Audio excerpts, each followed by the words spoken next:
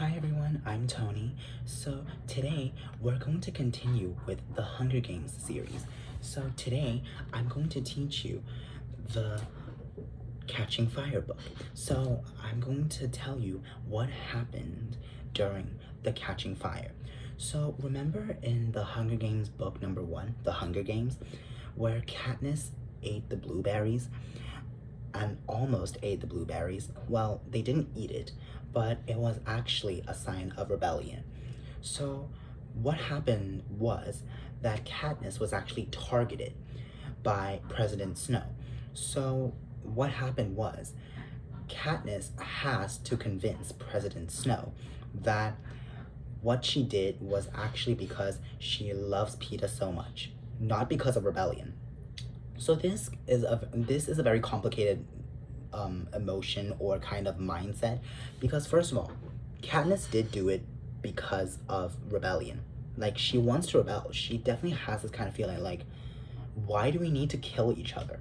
Like, you can just give us some kind of punishment. Like, I don't care. Like, this is from my personality, like personality or perspective, not from Katniss's side. Like, if I was in actually that particular scene, I would be like, why can't you just punish us just normally? Why do you need to punish us by killing each other to their death? Which makes no sense, right?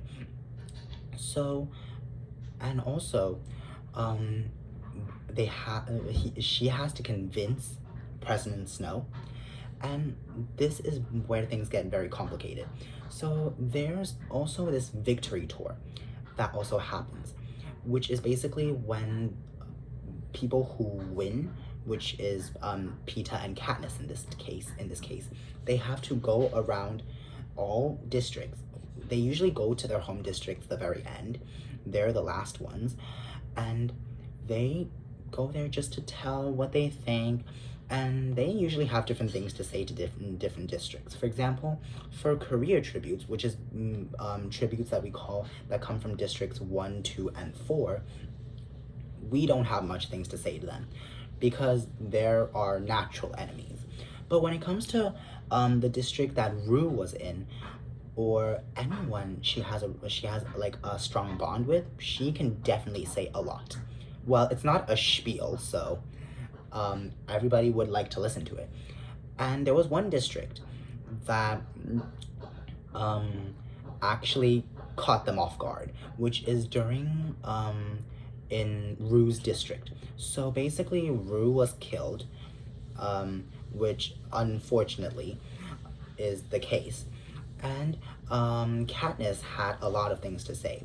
And there's this old man who, I can't say mimic, he was literally copying Rue's Mockingjay tune. And this Mockingjay tune is also a sense of rebellion, because Mockingjay already symbolizes rebellion. And also, he also got shot, and he's dead already. And also, this is actually a special Hunger Game because they have something called the Quarter Quell.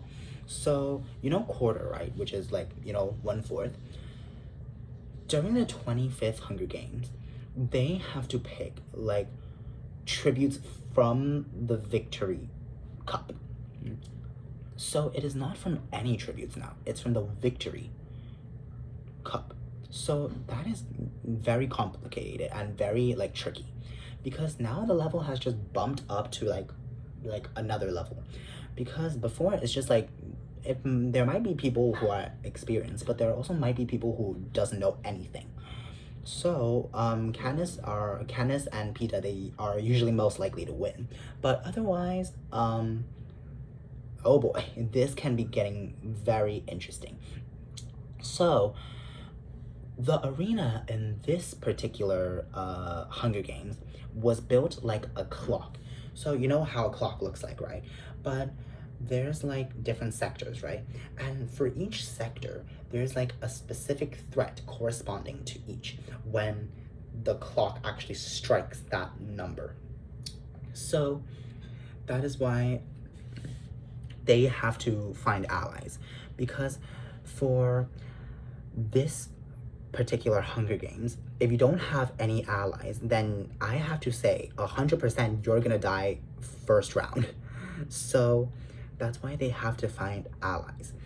So they already like doing their own thing and they already killed a lot of people. But Katniss, if you don't know, this place, the arena actually has a force field. Katniss used an arrow and shoot it. So after shooting it, she got rescued by a hovercraft and she was very angry. But basically Haymitch and all the other people told Katniss that actually the other tributes, actually like her allies, actually knew this was gonna happen. And also Katniss also learned that Peeta was actually captured to the capital. This made her go insane, which I totally understand. Like, if, for example, your love person was supposed to be with you the entire time, but then she or he got captured and was sent to the literal prison of like the entire place, and you don't know when he or she is gonna come out. That's exactly what we're talking about here. So that is crazy. And also, they finally escaped, right? So the aftermath was, after this entire catastrophe or very anticlimactic scene, what happened was Katniss, they, including like Finnick, they all knew the escape plan, right? And also, they rescued her, which is for sure, but Peeta was captured. This was the very big tragedy that we have to solve. But she finally went home to District 12 and found out that the home district she was in, District 12, was destroyed. And she learned that there's actually a District 13 there, and which was actually there because she actually heard from some of the District 8 people, because during like this Hunger Games, District 8, there were already rebellions happening.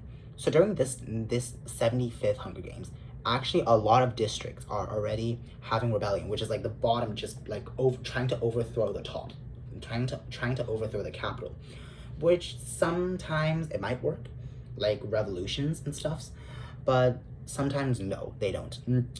So in summary, like this Hunger Games, like the second book, is actually a very like anticlimactic scene, because like well, Katniss definitely had her own reason of why she did it, because why would you want to kill the entire force field when you can just win and just keep the honor to yourself?